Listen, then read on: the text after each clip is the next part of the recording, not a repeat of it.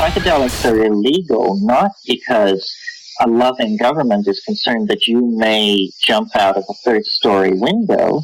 Psychedelics are illegal because they dissolve opinion structures and culturally laid down models of behavior and information processing. They open you up to the possibility that everything you know is wrong. We don't need new laws that control our consciousness and rigidly place it in a prison. Cognitive liberty. The fact that as adults, if we're not hurting anybody else, we should have the right to explore the contours of our own consciousness without any mediation or legislation on the part of somebody else. Reject authority. Authority is a lie. Words of perception. Information is power, but we have to seize the opportunity. The opportunity.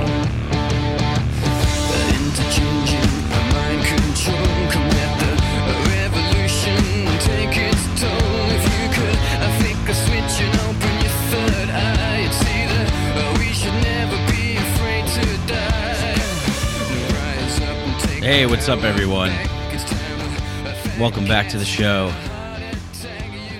New episode of Micadelic. I'm Mike Brancatelli, of course, I think. I'm not so certain about anything anymore. Yeah, it's been a while since I released a podcast episode, and I guess that's what I'm sort of going to talk about in this solocast. So welcome if you're new to the show. This is Micadelic. I got a lot of shows with great guests, interesting guests. I also have a lot of solo podcasts. So if solo casts aren't your thing, then you can go and check out one of the guest conversations I've had, or go listen to another show or something. I don't know. There's a lot of good shows out there. Thank you to everyone who listens to the show. Thanks for tuning in. Thanks for your support. Thank you. We have 109 five-star reviews on iTunes, which is incredible, very amazing. So thank you for that. Thanks for all of your messages that you send. I usually try and respond immediately. People that send me messages on Instagram, Facebook, people that email me. Thank you. Thanks to Benjamin, Muhammad, Leah, Heidi, Joe, Haley, a few other people that I actually don't know your names. I just know your Instagram handles, and I don't have that in front of me. So thank you. Thank you for your messages, your kind words. Clint, thank you, Clint. Clint, you are the man. Thank you very much. Yeah, and thanks to everybody who supports the show on Patreon at www.patreon.com/Mike Brank, B-R-A-N-C. Thank you to Adam and Zachary. Thank you so much, Zachary. You are a producer of this show. You're all producers of this show who support this show on Patreon. And I always say, you can go to Patreon and you can support the show for as little as $1 a month. And whenever someone goes there and far exceeds that donation suggestion, that means a lot. So thank you. I feel very Wayne's World when that happens. Just, I am not worthy. We're not worthy. But thank you. Thank you so much. So, yeah, I think maybe listeners of this show might be thinking, longtime listeners of this show might be thinking, geez, what's up? Like, he hasn't released a new podcast in almost a month. And that is true. I've been sort of out of rhythm, out of sync. And I recorded actually maybe 5 episodes that I've deleted. I've sat down and I went to go record, and I just wasn't hitting the same stride that I felt like I was hitting before. Before I went down to the Amazon and was working with ayahuasca for 3 months and was out of the country for about 4 months, and then have come back, and now I'm in this integration period. I've been going through this integration of, these big, profound psychedelic experiences working with ayahuasca, the revelatory nature and the enlightening nature of, if you want to use those kinds of words, whatever it is, the insights that you gain, the clarity that you see, it's work. It's work that comes up. It's like an old a closet in your house that you just shove things in and you forget about it, and then one day you're like, you know what, let's open this closet. Well, when you decide to open the closet, you're like, okay, well, there might be shit that's just pouring out here and falling on the floor. Now you got to do the work to pick that stuff up, organize it, decide what you want to keep, get rid of, sell, whatever, and that's what happens when people engage in deep, profound ceremonial work with serious intentions of healing and improving. It really is work. I mean, there's no way to get around it. I mean, there's psychedelic experiences that you could have that are just fun. You can get high and you could just have fun, and that's cool too. But for people like me, like my intention was to go down there and improve myself, to learn more about myself, to be a better person. And coming back was sort of a jarring experience, living in community with people who are deeply passionate about improving themselves and healing themselves and learning and doing work on themselves, people that are connecting in these really deep personal ways, opening up to complete strangers that then become like family, having a ritual of sitting in ceremony and, being connected to the earth and the land and this ancient tradition, this wisdom, and having these amazing direct experiences that that we're then left to like interpret and share if we'd like with other people, to then coming back to a society that does not in its mainstream structures foster this kind of behavior, this kind of way of living. This reality is constructed in a completely different way in terms of what it allows and what it exposes and what people are encouraged to seek and be. And so I've been going through a sort of up and down. It's been like a roller coaster for me. And I know the last episode I talked about depression and society and my personal struggles and these sorts of things. And this in a way is going to be sort of like a part 2 maybe to that, and just trying to do what I think that a lot of people tune into this show and a lot of people that message me tell me that I do well, I guess, or that they get value from, and that is just being completely honest and open about what's going on. And so, many of you might think, oh, well, that's easy because I do that on the show a lot. But every time I release a podcast episode where I'm just kind of being totally open and exposing my shadow side and letting things out and being, completely just letting everything that's going on with me at like the most true level, it's nerve-wracking as hell. I release that and I'm like, fuck, what am I saying? Who's going to want to listen to this? Am I just complaining?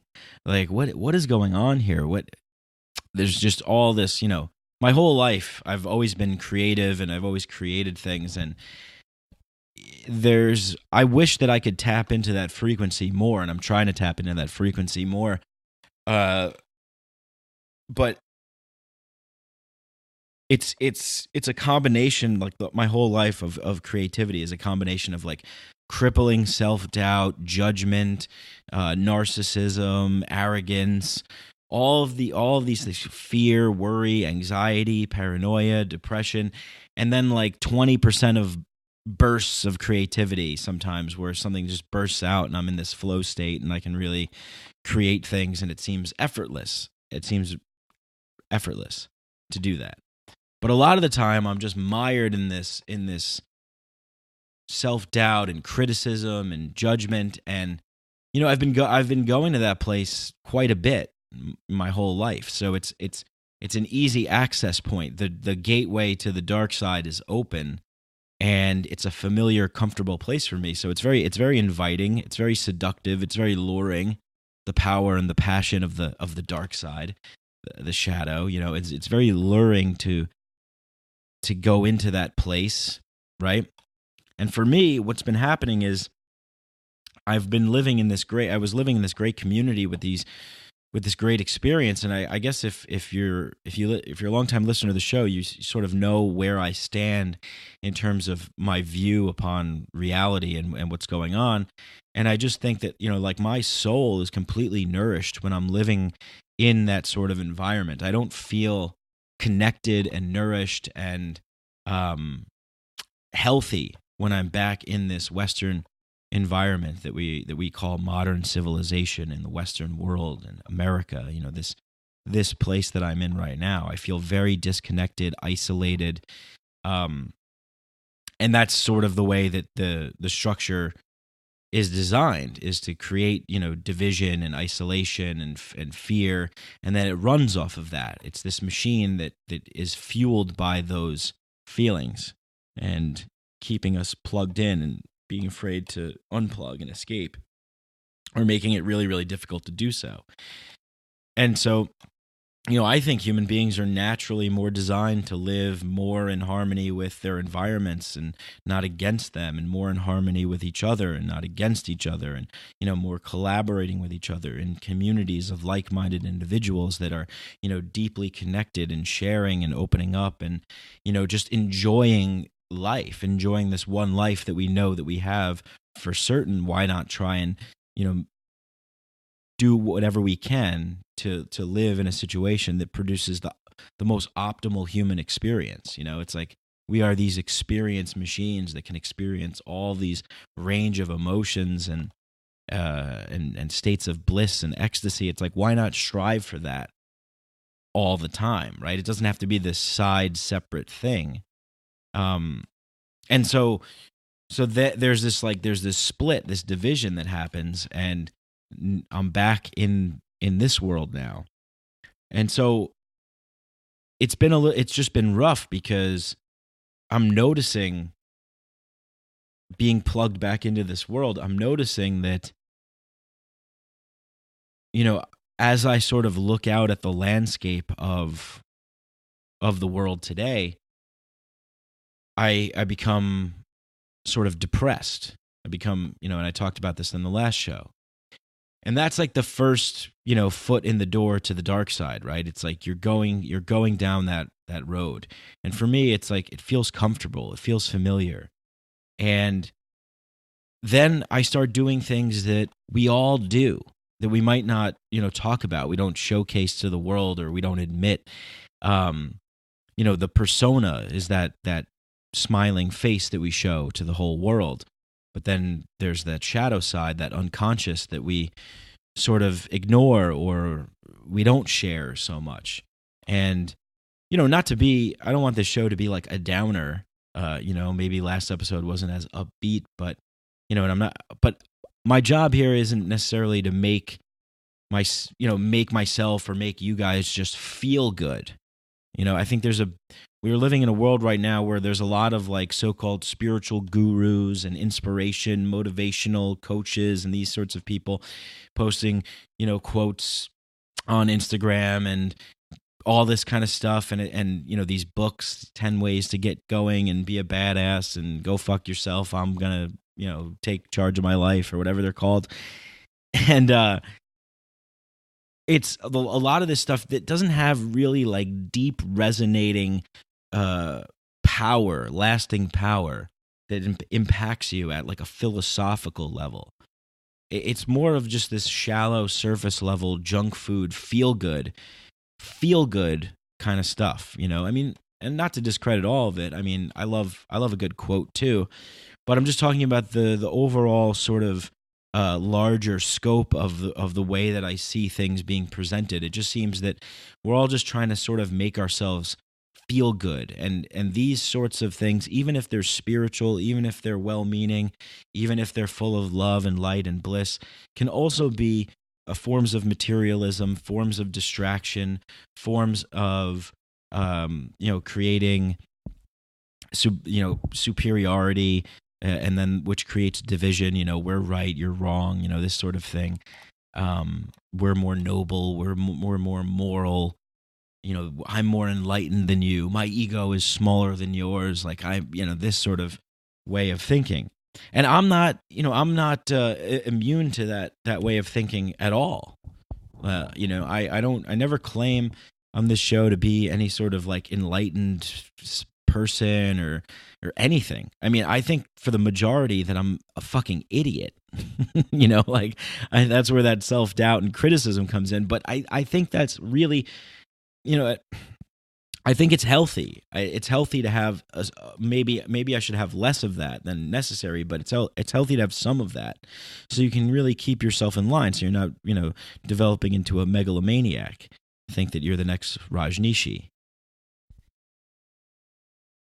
But I'm not immune to these things, and like I said, like I don't know what I am anymore. I used to be a comedian. I don't do stand up anymore. I used to be a part of this other podcast where I sort of really felt like I had, I was like plugged into the daily workings, talking about politics twice a week, and I was sort of more plugged in, and that sort of develops an identity. I'm not a professor or an author or an intellectual or an academic in any way at all. So there's this level of self-doubt. It's just like, well, I'm just this guy who's like talking. I don't know. I'm a guy who's communicating his experience. So anything that I say, I mean, please always question everything, do your own research, listen to your own inner authority, I think, is the key with everything, no matter who it is, no matter if it's a well-published author, a spiritual teacher, someone, some figure in history that we praise. Never take away your own power of discernment and authority and skepticism and belief and faith. Like that's really, really important, to always maintain that center, because everything, no matter what, is susceptible to groupthink and dogma and, all kinds of different traps that we fall in. And one of the traps that I fall in is the trap of, and I have to figure out how to sort of do this to integrate my dark side, my shadow more. And doing this podcast might be one of those ways to do that, because I'm going to talk about some things that I don't know, that I guess was unaware of, or that I didn't know,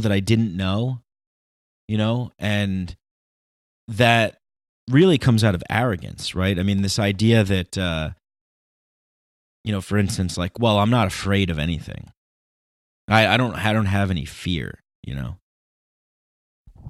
And for a while, I kind of like entertained that idea, where I was like, well, what fear really do I have?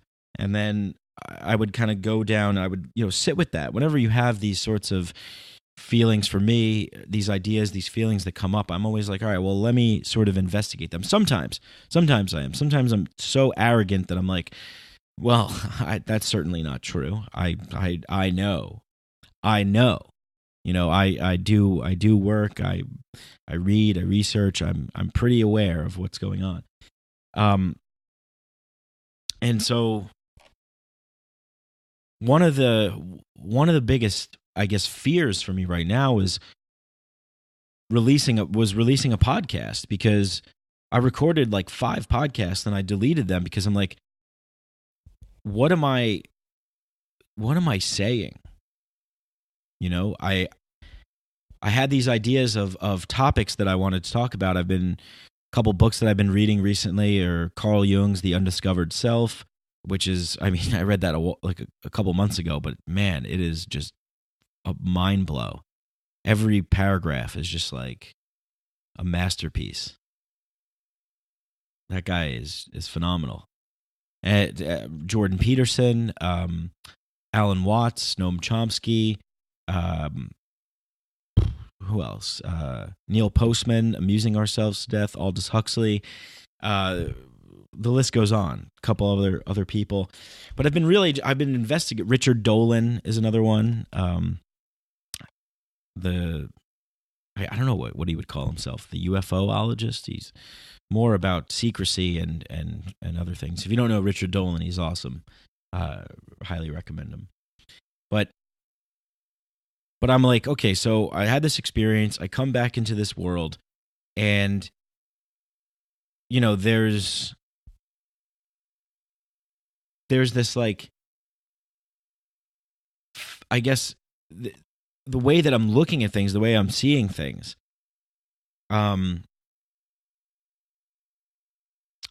example, like, I'll be on Instagram and I'll be scrolling through, and I deleted all my social media apps off my phone because I felt like they were becoming too addictive. But my niece and my nephew are always, my sister-in-law is always posting pictures on Instagram, so I kind of wanted to keep it for that. So I re-downloaded it and I have it on my phone. But I noticed I'm still scrolling around, and with that scrolling, I'm just judging people, just judging and judging, criticizing, and it comes out of this sort of this view, this arrogant sort of view of like, well, I went away and I did this deep, profound healing work, and now I come back into this society where everywhere I look, it just looks like people are giving into the lowest form of intelligence possible, to just being dumbed down and loving it and enjoying it. Just all, I look at a video,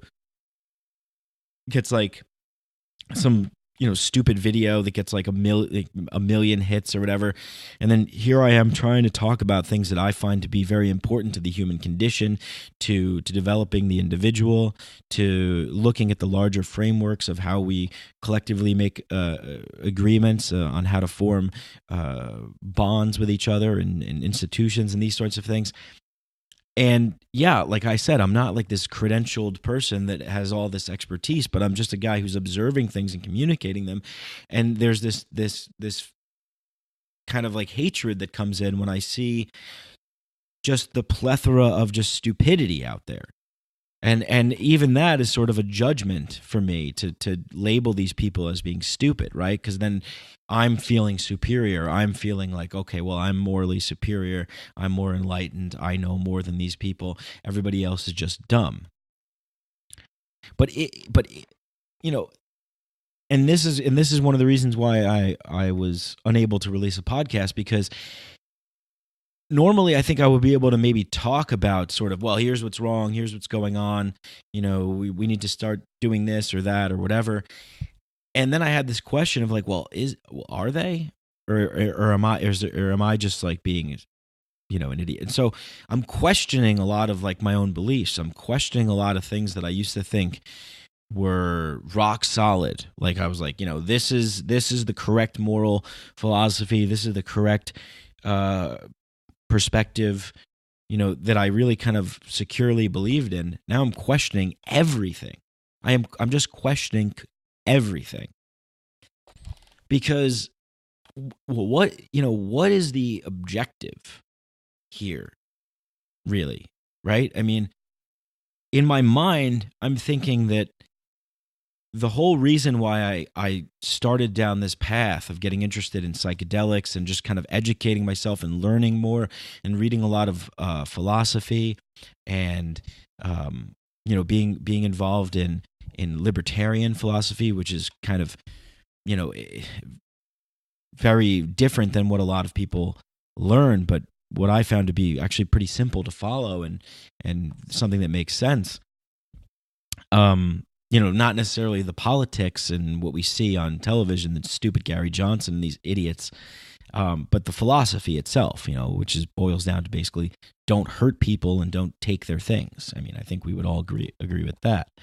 And in that rawest form, that's where I stand, and with that liberty, it's crucial, and I see this loss of liberty happening, this loss of like, I'm seeing it in myself. Like I'm seeing this sort of play out in my own life where I'm like, okay, well, I'm succumbing to the fear system, the fear paradigm. I'm succumbing to the judgment and the criticism. I'm succumbing to all these things, I'm becoming like the hater, who's jealous and resentful and bitter. And right there, man, that is the path to the dark side. Because that dark side energy starts going, yeah, you're right, it's all fucked. Let's just cause some massive chaos and burn this motherfucker down, and we'll start over, baby. We'll make a whole new world, baby. It's it. Just fucking destroy yourself, man. Hey, Mr. Poopy Butthole, just destroy yourself. All right, guys. Rick and Morty reference. All right, great reference, Morty. I love that show. But this dark side lore that's been, and I was investigating this. I'm like, well, where is this coming from? Where is this fear and like what am I afraid of? What is it that I'm afraid of? What is it that I want to do? Well, at the highest possible level, what do I want to do? Well, I want to wake people up. I want to shake people and be like, "Hey, do you realize what's happening here?" Right? Now I can get into all the details, regarding that, but at the highest possible level, I want to play, I want to enjoy life, I want to have fun, I want to loosen up I want to change the game. I want to be a part of the people who are pushing the ship in a different direction, in a more fun, enjoyable direction. But you can't do that unless you shine light on the problem, on what's going on, So yeah, just getting pulled in this direction,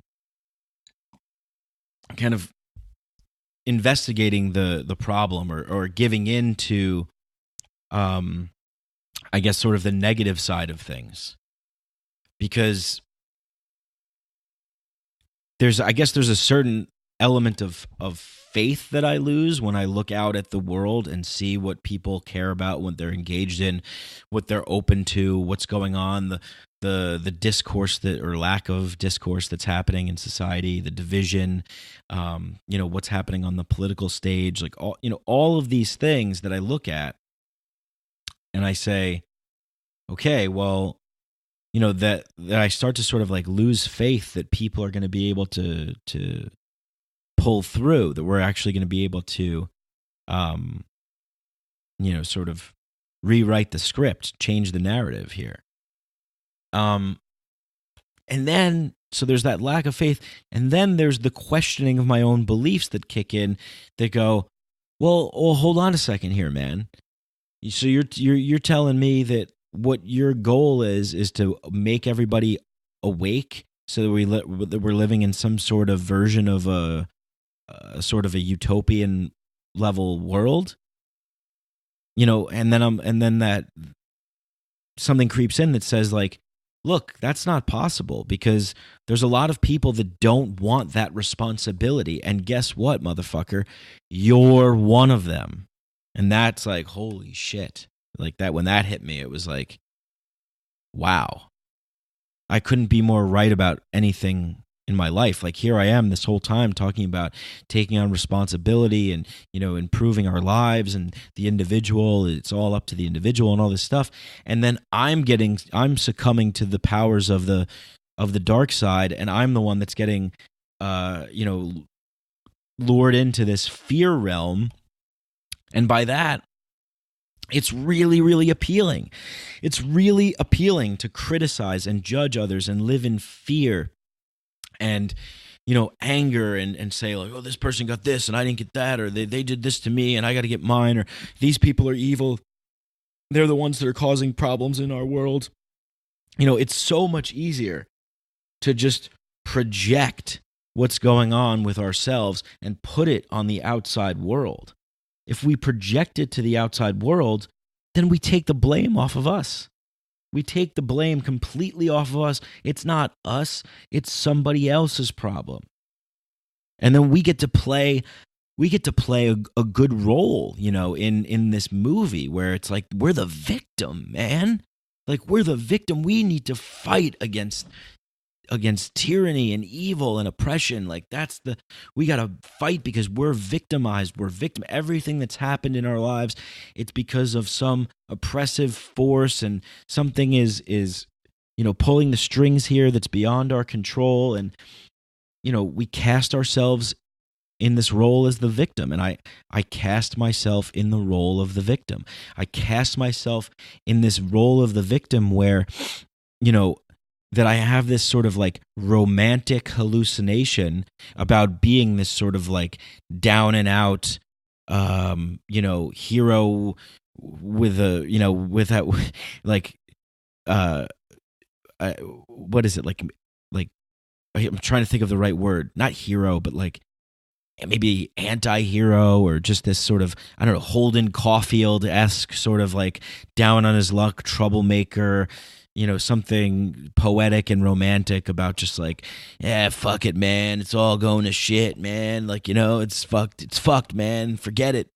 Like, we're nothing. We're just going to fucking suffer and die. And that's terrible. That's horrible, It's horrible. But it's easy. That's what I'm saying. It's easy to do that. It's so easy to do that. And it's like this warm custard cream inside of a donut that's just like, oh man, just bite into this. It's going to be delicious. Delicious. Don't you want to bite into this comforting sense of just nihilism and resentment and anger and bitterness and fear because the whole world's fucked and you're just a victim, man. You're just, poor little old you. If all these forces weren't working against you, imagine what you could do. You could probably do something great. And I'm, terrified to admit this. Terrified to admit that I'm susceptible to this kind of stuff. And not only susceptible to it, but I indulge in it.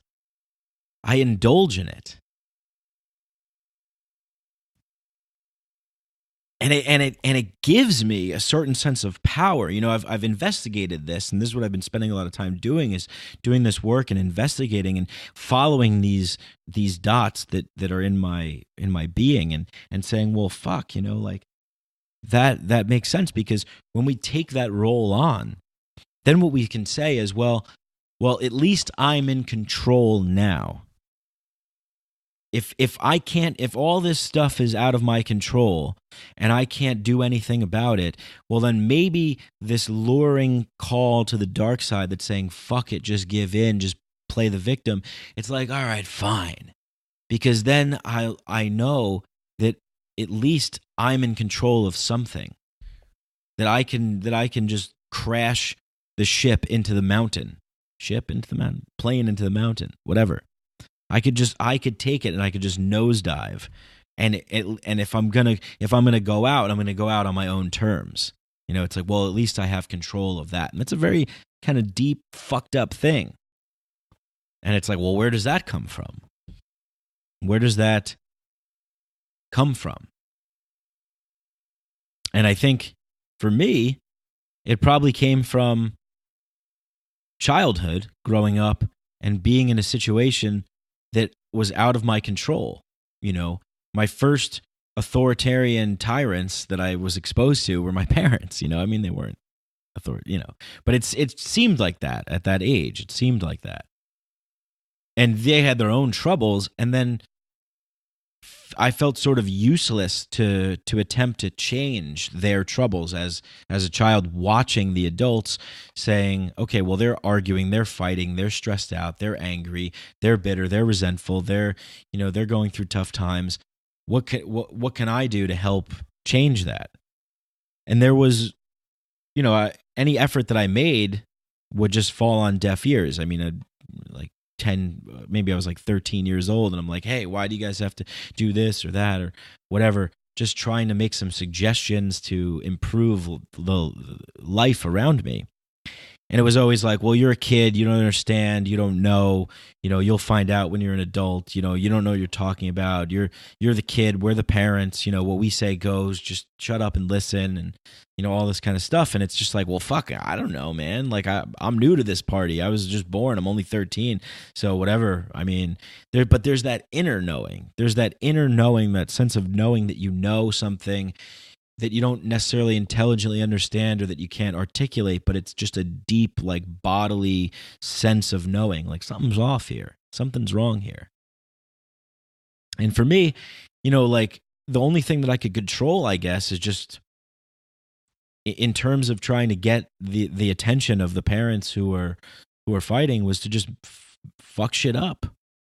Because if I fuck things up, if I made a mess, then the attention would come off of them. They would stop arguing with each other, and then they would look at me, and then I would be centered as the problem. It would be, that was my unconscious way of trying to heal my parents' relationship. Was like, okay, they're fighting, they're angry, they're mad, so they're doing they're focused in on each other. Whatever I say is falling on deaf ears. They're not paying attention to me.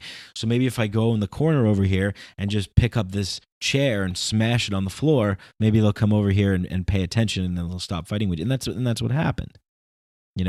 So I assume that this is where these sorts of, like, systems of beliefs and this sort of way of coping with trauma, originated for me. It originated in this place, like it originates for so many people, because childhood is one of the, if not the most important thing. I can't think of anything more important than when you bring a new being into this world, when there's a new life that's created, a new human life, that you do everything in your power to show that human life the way. Show them, not tell them, not yell at them, not demand from them, but show them, lead by example. And that's a huge problem throughout our entire society. Nobody leads by example. I mean, not nobody, but there's some people, but for example, the politicians in our society, they don't lead by example. They're not setting a good example. They're not saying, hey, we're going to do this and we're going to show you how to behave and what's, no, they demand and they tell us and they manipulate us through fear and all this sort of things, We're trillions of dollars in debt. We start aggressive wars overseas, invade countries, occupy places, topple dictators, install puppet regimes, take people out. I mean, the list goes on. It's just like but you tell other people, no, don't do that. You can't. You don't do that. But we're going to do it, and we're going to do it because we're going to keep you safe.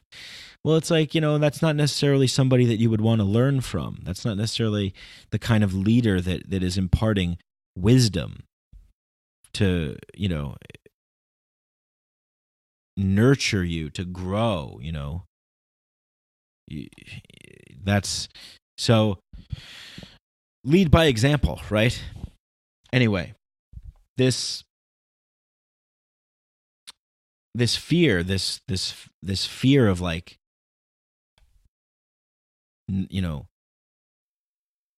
not being good enough or not,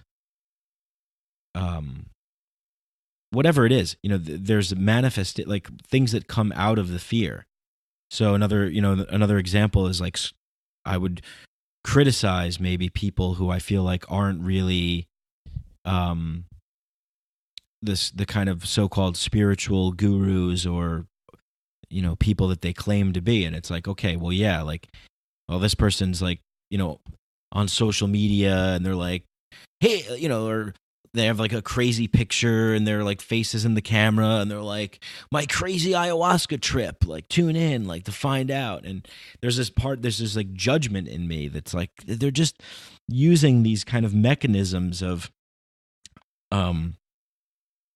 these sort of mechanisms that I sort of identify as being a part of the problem, as like, and this I don't know, this way of capturing the attention of people to bring them into some sensational talk, to get clicks and to get likes and to get followers. And man, I saw dragons and like there were colors everywhere and there were these geometric patterns that, and I'm not, and like, you know, that's fine. That's, I talk that way too.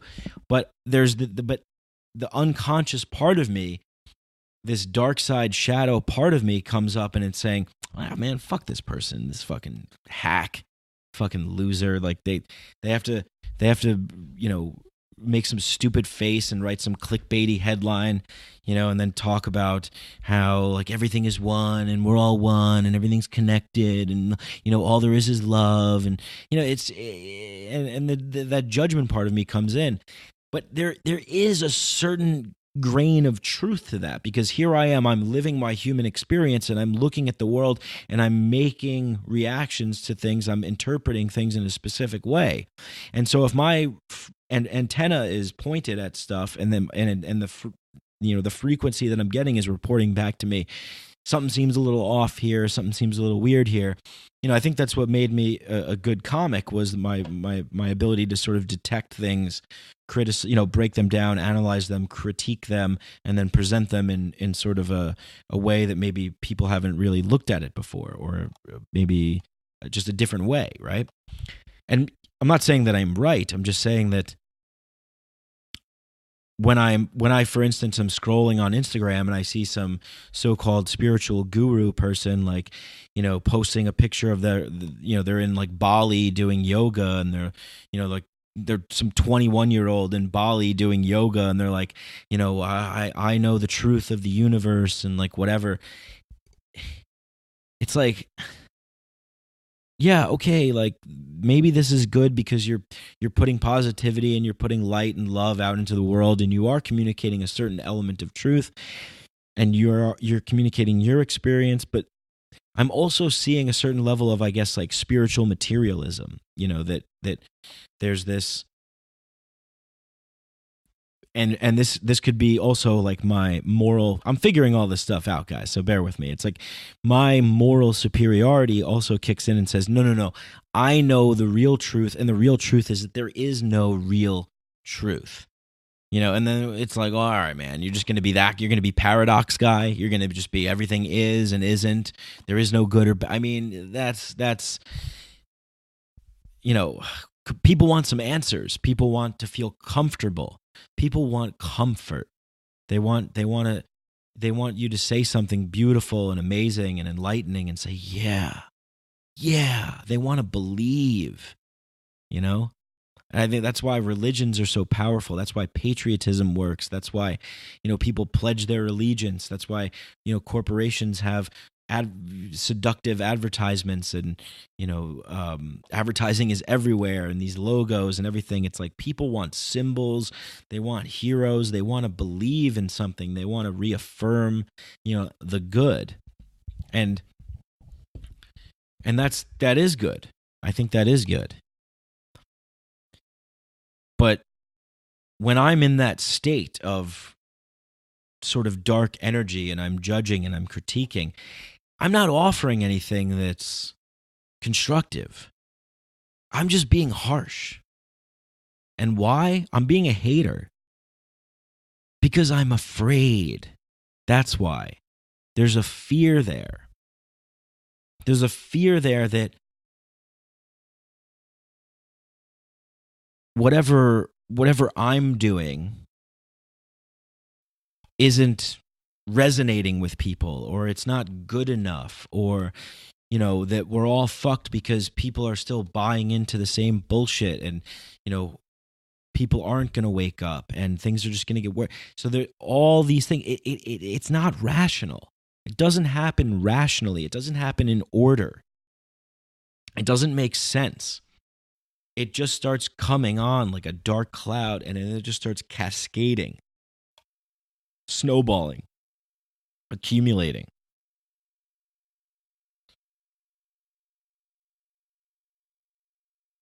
And then I think, well, what can I do? What's, you know, what is this thing that I'm doing, and what can I do?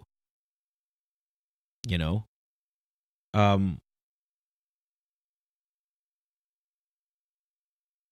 And really it comes down to the point that I love so much that Joseph Campbell makes is following your bliss and accepting the hero's adventure, accepting the journey, the hero's journey, accepting the quest, picking up your sword and marching on. And now that's a great piece of advice, right? But not everybody is going to do that. And that's where, again, sitting in this realm of of preaching like how we should be or what we should do or what's important to think or care about, it's like maybe, but maybe people don't want to do that. Maybe people just want to forget. Maybe people just want to play out a specific kind of game. The Hindus believe that life is a drama, that this is a big, great drama of life, a theater of life. And it's like if you could come here as this human carnation and accept this game, because all games and all stories are good because they establish rules. There's limitations. And the limitations are great because with the limitations you experience a push and a pull and it's what makes life worth living is the resistance, the game rules, the limitations, the world that the story is created in, right? And it's when we're born, we sort of get, and hopefully if you're fortunate enough, you're born, and we're all very lucky to be born in places where we have the opportunity to say, what kind of game do we want to play? What kind of character do we want to be? What kind of story do we want to create? What's worth it? What's not worth it, right?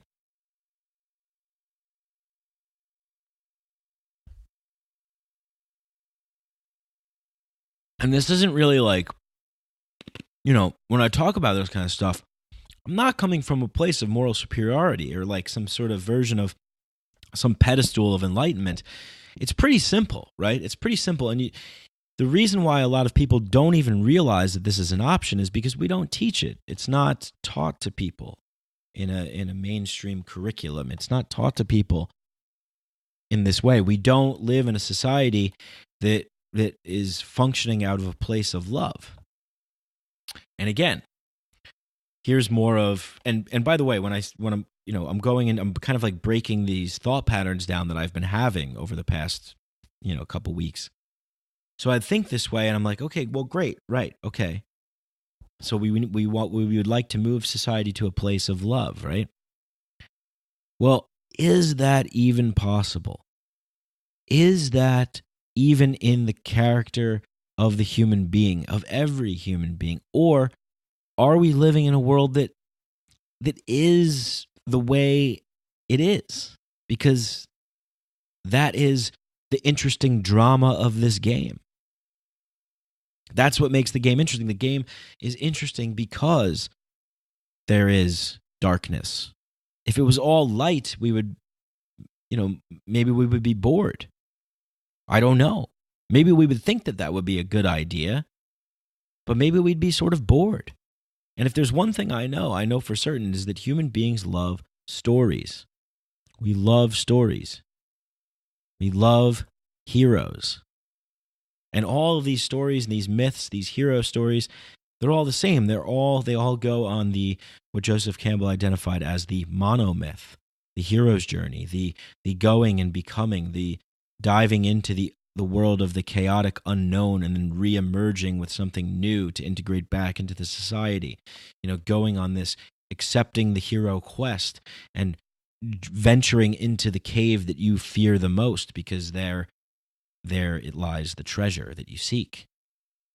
Or this T.S. Eliot quote where he says, to travel and to go places and to come back and to know the same place for the first time.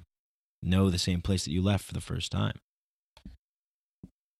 And so I'm saying like, wow, that is great. And I really do believe that. I think that's great. But again, not everyone is going to be willing to accept that message, right?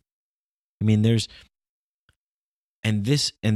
all loops back around to this shadow side, this dark side, this element that we sort of repress in society. And by repress, I mean like in the mainstream society, every single person who's getting in front of a camera, who's doing something, whatever, when going into the office, someone asks you, hey, how you doing? You're not like, well, let me tell you, I'm crippled by fear and anxiety and worry. And, I've been having these deep thoughts about, my beliefs and if I have an ideology, or if I'm being, a fanatic, or maybe I'm being a little extreme and rigid, or maybe I've been crippling myself and self-sabotaging myself. And somehow it's tied into trauma of growing up as a child, and I haven't really fully integrated. No, nobody fucking says that. People just go, hey, how you doing? Fine, how are you?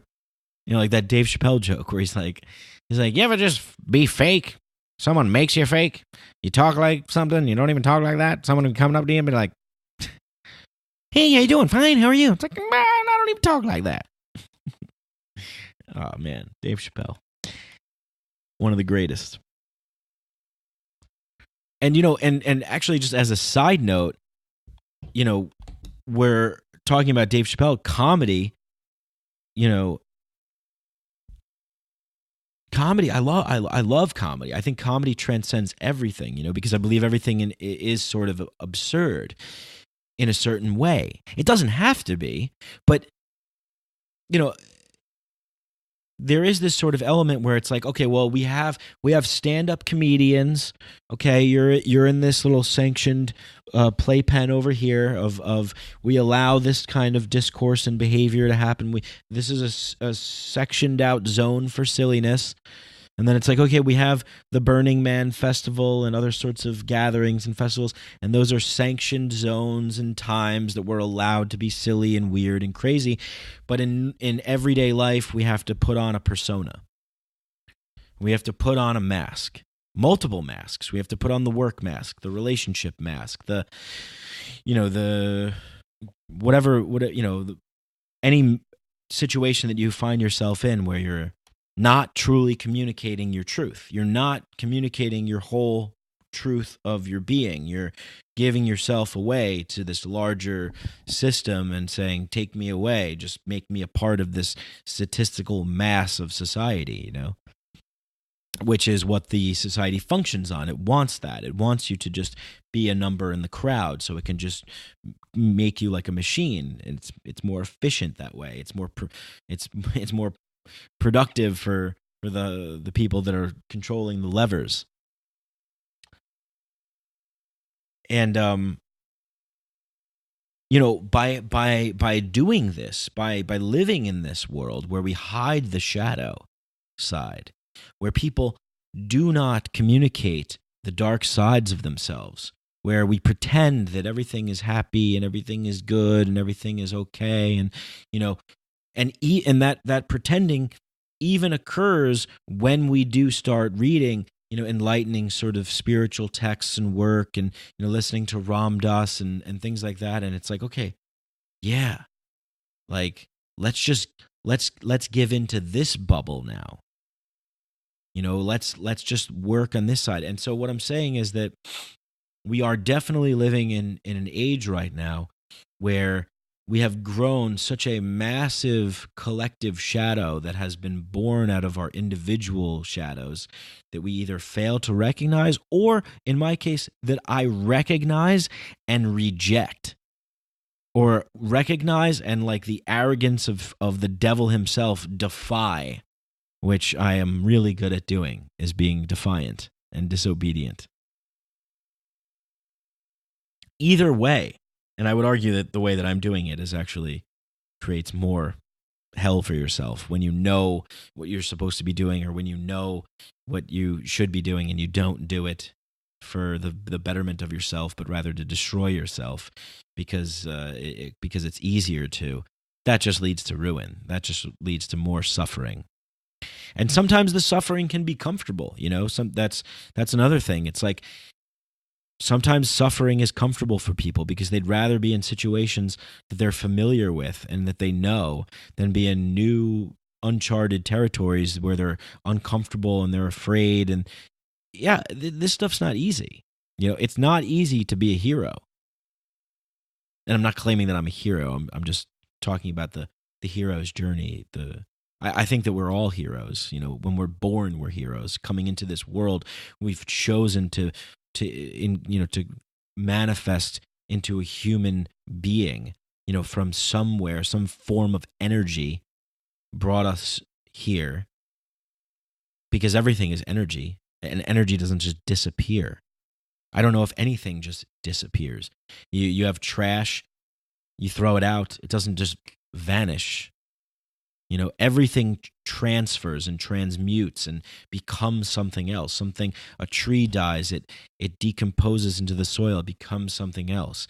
A light bulb, where does the electricity come from? Does anybody know? I mean, what is it? What is energy? So whatever we've chosen to do, we've chosen to come here for a reason. We've chosen to partake in this hero's journey, and we are here now. And it's like, okay, are we going to go into that castle to fight that dragon that's hoarding all that gold? Or are we just going to say, fuck it, man, let someone else do it. I'm just going to fucking, not my problem. There's a fucking, we definitely live in this world that, in this current modern civilization that we're in, that does everything in its power to make sure that we don't explore the deep core fundamental issues of our being, that we're not permitted to explore our own consciousness, that we're not permitted to enter altered states of consciousness, to have direct experience with the divine, with the mystical realm, with the transcendental. We're not permitted to do these things, and the way that things are designed are to keep us on a certain sort of loop. But that shadow side builds up, and we see that now. This is all the problems that we have in the world are manifestations of this shadow side that's creeping out, that's not integrated in a healthy way in our society, that we don't acknowledge people as who we don't encourage people to be who they really, truly, deeply are. We encourage people to, and some people give lip service to this. They'll say, well, that's just great, admitting that you struggle with fear and stuff like that. You don't hear many people talk about, that's fabulous that you admit that. But no, go deeper, dig, and so this, Trump as president, and all the things that have been happening. And it's not just Trump, it's not just when Trump became president, but it's just everything that we see that is happening, right?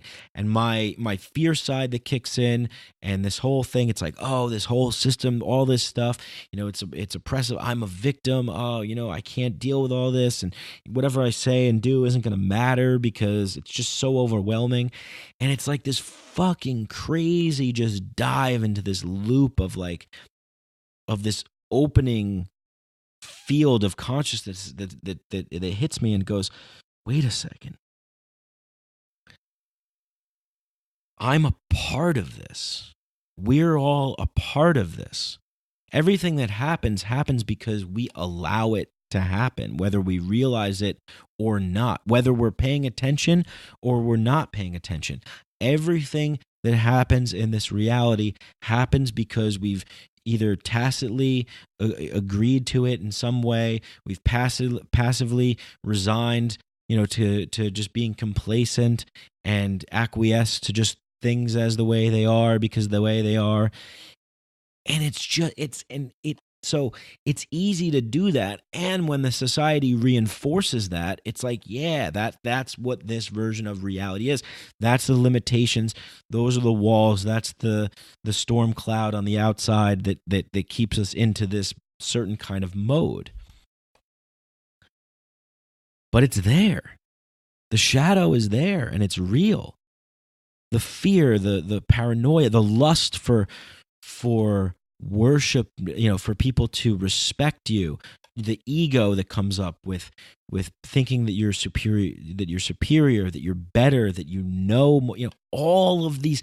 The dark side is everywhere, and what I'm saying is it's not that we need to say, well, we need to kill it, we need to put it away, we need to burn it, we need to hide it. And I think that's a large part of what's gotten us here, is this sort of puritanical way of living, where it's like sweep it under the rug and don't give in to like, hedonic pleasure, or you're having too much fun, you're laughing too much, this sort of thing, this puritanical just terribleness, shame and repression and oppression and authoritarianism, and it's subjecting ourselves to indulge in this sort of mode of being.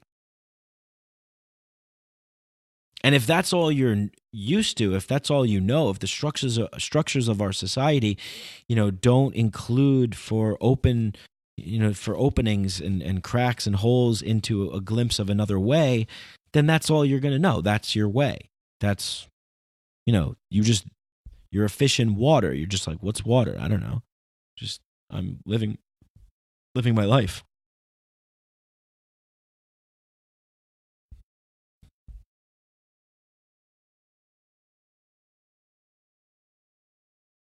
Yeah, and so for myself, I'm criticizing, this. I'm criticizing, and I'm failing to recognize that I'm actually criticizing myself. I'm criticizing the oppression that I allow to happen with myself by setting limitations, by believing or questioning things and then not having any sort of confidence, I guess I could say, in what I do. And yeah, I think that when that happens, and Jordan Peterson talks about this, he talks about why his work is so important is because he's like, look, man, like the degradation of the individual contributes in a large part to the degradation of the society. When individuals choose to live in the lie, when individuals participate in living in the lie and move away from the truth, that's when we've seen the greatest catastrophes of all time happen. The gulags, the Nazis, Pol Pot, and the Khmer Rouge, Maoist China, all of the terrible, horrible situations that we see happening in the world is, it comes at the hands of from our own ruin, from ourselves. And for me, I'm realizing that, holy shit, I am actually participating in that myself. By not taking up the sword, by not being brave, by not being courageous, by not having confidence, by not doing the work, by ignoring integrating the shadow side, by being arrogant and saying that I'm not afraid of anything and I don't have any fears, and all this sort of stuff, and being critical and judgment, all of that, it's just chipping away, and then there I am degrading myself and ruining myself, and then that therefore projects onto the outer society. If I'm an individual, if society is only a mass of individuals, then I'm a part of that. I'm an individual that's making up the greater society, and the more people that act that way, then there you go.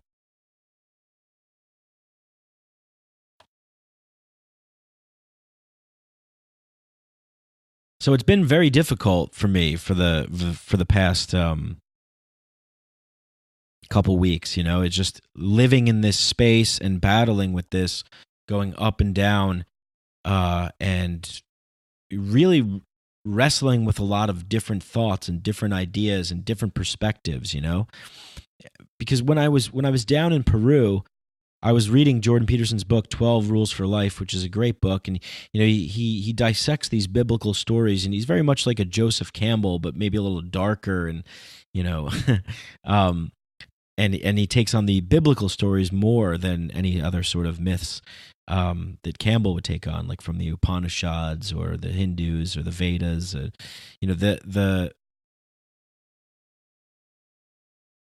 So I was reading this book, and I was going to ceremonies and working with ayahuasca, and I was having these ceremonies. I was having some dark ceremonies. I was having some crazy shit come up, and I really was trying to understand what Jordan was talking about in his book, like, Cain and Abel, and Cain's utter contempt for the goodness of his brother Abel, and that contempt spiraled out of control because Cain had cast himself in this role as the victim, and he had given in to resentment, and he had given in to hatred, and he had given in to the dark side, this evil path, and then he became so upset at everything that was going on in his life that he had utter contempt for the very nature of being itself, of just the nature of being alive and life.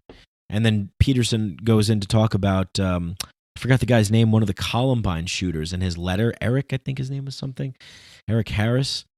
And he talks about this Columbine shooters, and he's like, this is one of the most terrifying things you'll ever read. Because this kid clearly gave in to that Cain desire and just, had contempt for being itself. Just going down that dark path, giving into bitter resentment, hostility, judgment, criticism, fear, all of these things, and then lusting for the power to do something about it, to bring about some form of chaos, to inflict your mark upon the world and say, hey, I'm going to take control, and I'm going to introduce a little element here of craziness. And, he talks about, well, why doesn't the kid just kill himself? He's like, well, because that wouldn't, make his point. So they have to take out like all these people, and then they kill themselves, because just to say, hey, I really meant what I said. So many people look at when these things happen and go, my God, how could something like that happen? How could anyone do such a thing?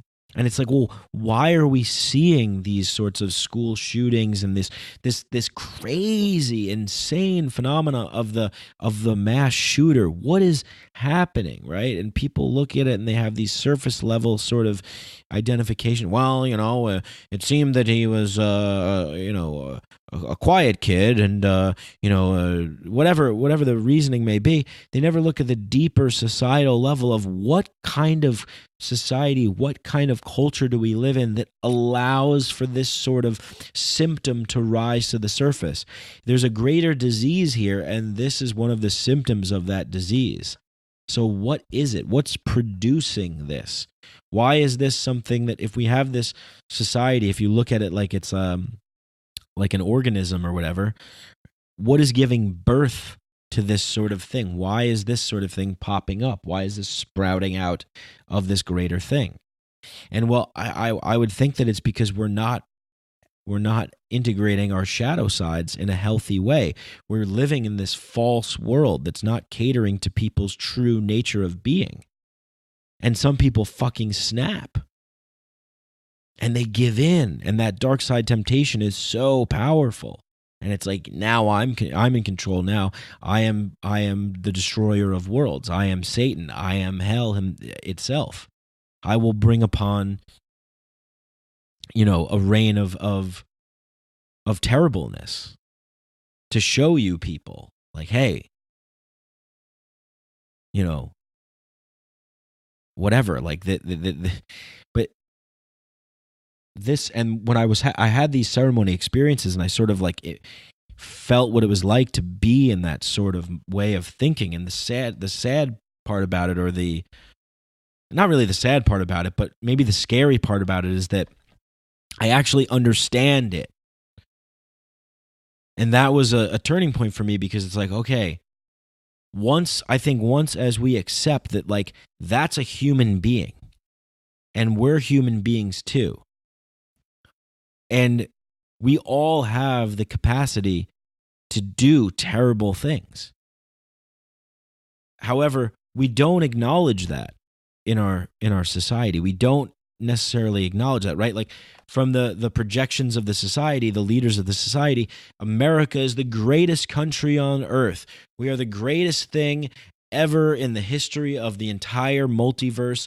What we say is just, the best. It's the tops, man. America is the home of the free, the land of the brave. I think I reversed that, but whatever. I don't care. It's this crazy level of arrogance to say that we're the best and what we say goes.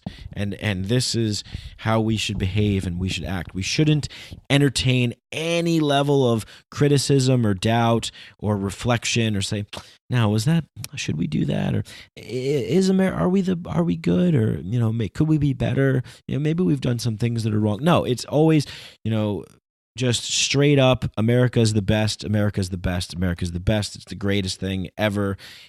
Everybody worship. And if you don't worship, then there's something wrong with you. Then you're evil, And that, that repression of that dark side, acknowledging the fact that, like, no, we're not perfect, that we actually do have fears and worries and anxieties, and we do want to punch somebody or hit someone, or just, why is that thing like that? Oh, I'm so mad, I could just scream.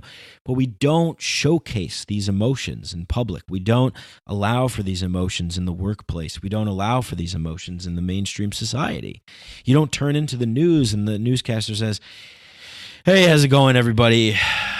Hope everyone's doing well out there. I'm not really doing too good. I'm a little worried. No, they're like, hi, and welcome to the news.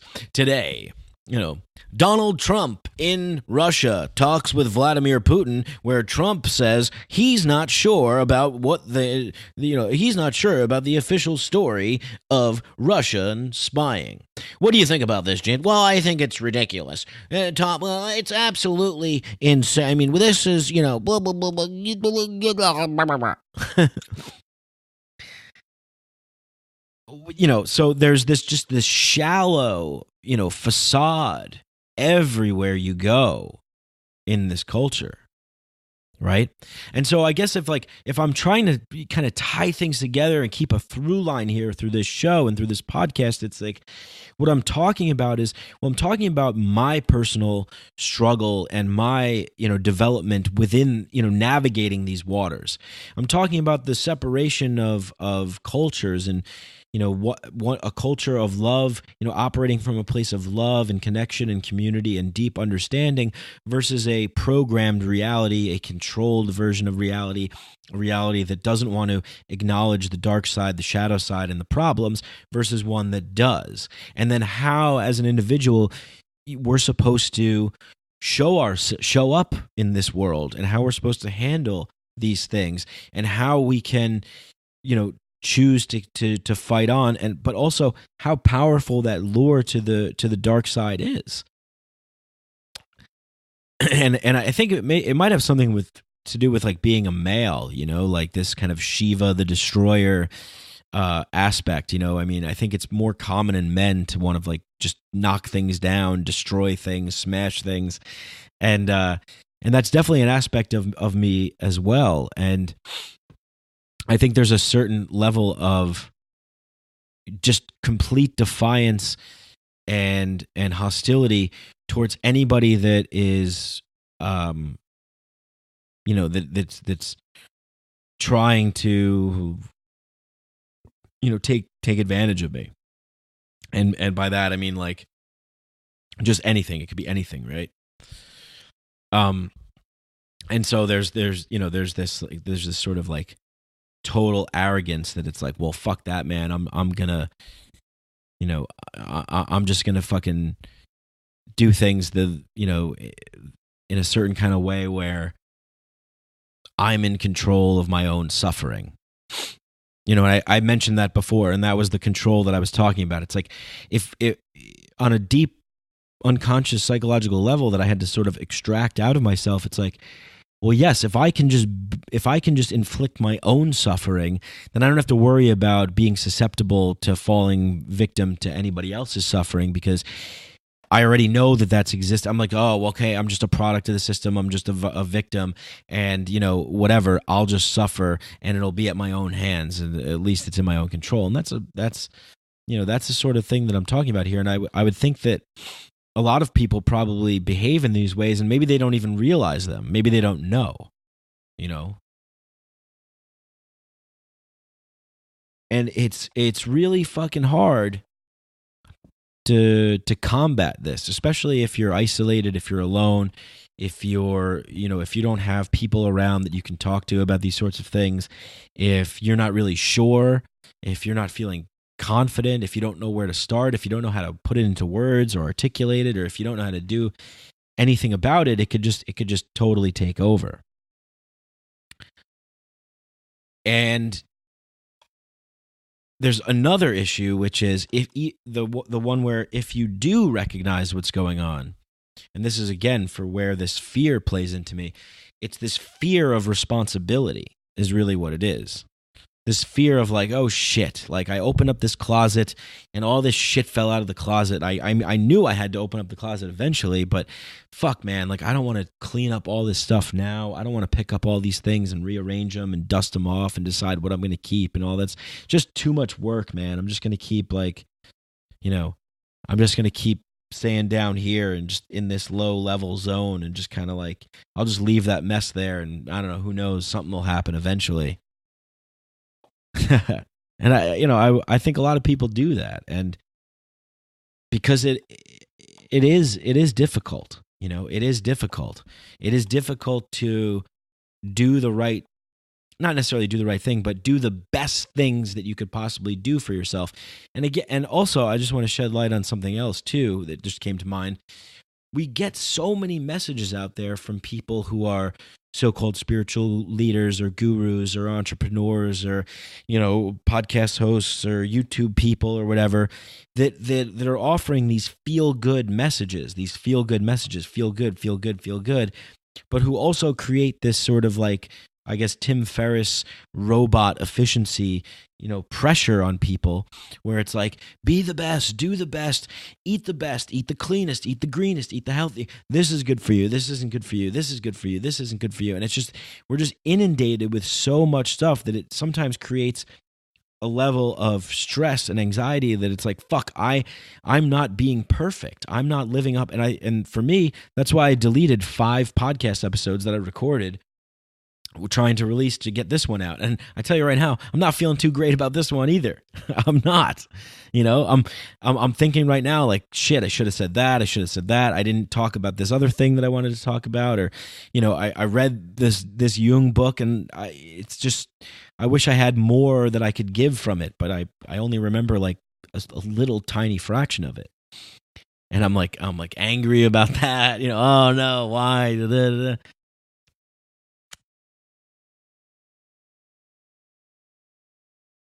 So what I'm saying is, it's almost like this information paralysis that happens for me, or this sort of like overload of like, my God, there's so many perspectives, there's so many beliefs, there's so many ideas, there's so many philosophies, there's so much to learn and know out there. While I'm not ready yet, I can't talk about it, I can't comment on it, I don't know which one's the right one. And combined with like this persona pressure of perfection that we see on social media and in the mainstream media and everything, where everybody's presenting their persona, everybody's talking about how to live their most, to be the most optimal that they could possibly be. And I say, yes, of course, we should all do that. But there's a lot of pressure that creates on people to try and be perfect, and to don't eat a carb, and don't miss a day at the gym, and all this kind of stuff, and wake up at 6 a.m. and do this and have this routine, and that can create a lot of pressure for people when they feel like they're not living up to some version of perfection that they're seeing out there. And this whole thing combines with like that sort of thing with my giving into the dark side, fears and anxieties and worries and judgments and that sort of stuff, combined with that, feeling like, well, I'm not smart enough, I'm not good enough, I'm not making sense enough, I talk about things that are way above my head that I don't really fully grasp. And then it's like, okay, this is coming out of fear. And acknowledging that, be like, oh yeah, okay. There's the shadow, there's the dark side, there it is right there. Listen to it. Listen to your body, man. Listen to what's going on in your body. Listen to the messages that you're getting from your environment. Maybe you're wrong, but maybe you're not. And how do you know if you're not communicating it, if you're not sharing it, if you're not reporting your news of the day, your truest self, your thoughts, your feelings, your emotions, all these sorts of things, if you're not letting that out and communicating that? And then it's like, well, how do you know what's true and what's not? How do we know what are good agreements and bad agreements? And how do we know these things? How do we know we're not projecting? How do we know? So all this fear, is rolling around in me, and it's just like, man, like it feels good, sort of. I mean, it doesn't feel good, but it feels good short term. And then I had this thought where I'm like, okay, well, I've been reading a lot of stuff, and there's obviously a lot of things that I want to talk about. I want to talk about the state and how it functions. I want to talk about corporations and banks, and I want to talk about UFOs, and I want to talk about everything that I find interesting. I want to talk about the education system, the predatory student loan problem. I can't believe we live in a world where there's actually a show on television called Paid Off. That's how bad the student loan debt has gotten.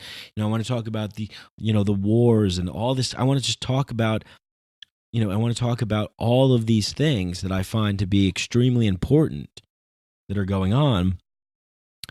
And then while this is happening, I'm just swirling in this soup of fear and anxiety and, depression and just, giving into anger and bitterness and resentment and judging and criticizing. And it's just swirling around like a terrible fucking diarrhea shit going down a toilet and never flushing and clogging up the toilet. And it's just like, oh, that's just terrible. And then I had this realization where I was like, well, if there's one thing that I know that everybody wants love. And not to get all hippy-dippy on you guys, but we all want to feel like we're worthy. We all want to feel like we're a meaningful part of this world, that we're doing something that's meaningful and that has purpose, and that people show us care and affection and love. Everybody wants that.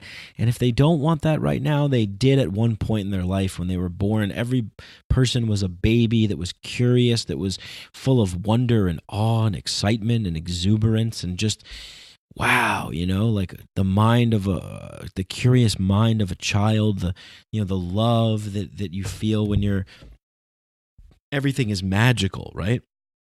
You're living in this magical world. And so I thought about this, and I was like, well, I suppose it doesn't necessarily matter, I'm addressing my fear and my judgment. I'm like, well, I suppose I don't necessarily need to be on the same level as the people that I'm learning from. This podcast isn't necessarily about me packing in the most amount of information. And I was like, well, what do I know? Well, communicate from a place of love to combat the fear, man. Move into a place of love and compassion for yourself, for me. And then there's, that voice that comes out, well, I love myself. Of course I love myself. Do you? Do you really? And, I the last episode I did, I was talking about depression and stuff. And, I had this idea of like, well, I could treat myself like, like a company, Mike Incorporated. Well, what does Mike need to do to meet its end goal of growth and, happiness and pleasure and fulfillment and satisfaction and joy? How can we achieve those things every day? Well, it's like, well, you got to do certain things in order to produce that. It doesn't just happen. It doesn't just happen. And then it's like, oh no, I'm afraid because it's responsibility and that's work. And what if I fail? And,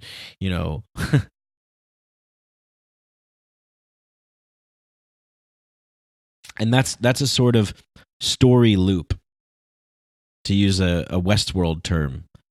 That's a sort of story loop that we've been programmed to believe. I love the show Westworld, and in the show, it's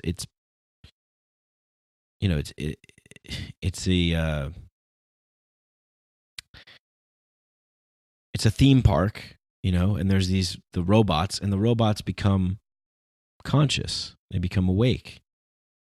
And they realize, like, oh my God, we've been living in these programmed story loops, that there's an architect behind this whole thing. Someone created us, and we're living in their version of reality, the rules that they set and the limitations that they imposed.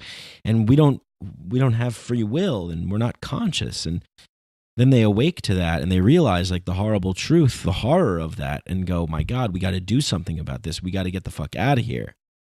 We got to get to a better place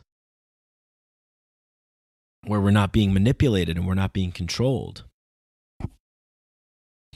And, Joseph Campbell talks about these myths that inform the society. Myths are metaphors for what's going on inside of us. These characters, these symbols, these stories, they're everything that's happening in ourselves. The devil and God are both inside of us. And these stories that people write throughout all of time, the Brahman, Lucifer, I'm blanking, but American Indian stories, all of these stories that have these Zeus and all this sort of stuff. All these characters come from the energies that are inside of us. They're manifestations of what's going on inside the human being. The conflict inside the human being is then projected and manifested into reality in a way that we can understand, a way that we can best understand, and that way that we best understand is through drama and story.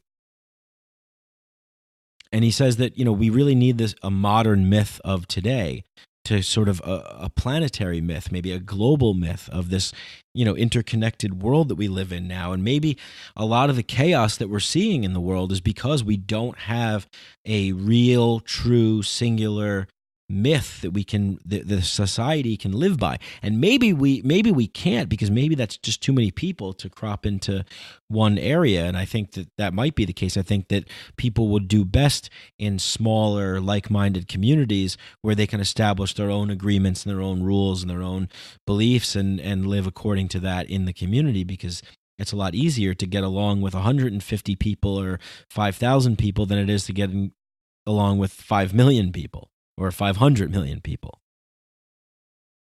A lot easier, and it just makes more sense. You develop personal relationships with people. People don't become these others, these things, these numbers, these mass statistics. They become actual human beings. They have names. They're people. When you name people, you humanize them. That's why every time we go to war, they call them insurgents or radicals or extremists or whatever. It's to dehumanize them, take that away from them, and just make them these blobs of whatever we want to project on them, these evil blobs. But yeah, Westworld is a great show, and I think that it's a very good representation of what I think our myth of the day to live by is, what is going on inside the human being and what we want to see manifest into reality. I don't think it's a show that is literally predicting, like, okay, well, we got to be careful with robots and AI. I think there's a deeper meaning to that show, and the way that I see it is the metaphor of the robots, of the gaining consciousness and being, becoming aware and awake is us. That's what we need to do. That's our story. Our story is the story of gaining consciousness and waking up to the reality of what's going on in our world. And you see this with films like The Matrix, and you see this played out in a variety of different ways. The movie They Live, and just countless numbers of film and entertainment have explored this topic of robots gaining consciousness, or people waking up to some sort of deeper hidden truth and being exposed to the real thing that's going on, which is by the way, which is like very disturbing, and I think that Slavoj Zizek had a good analysis of the movie They Live, when Rowdy Roddy Piper gets the glasses, where when he puts them on, he sees the truth behind everything for what it really is. He tries to convince his friend to put the glasses on, and they get into this fight.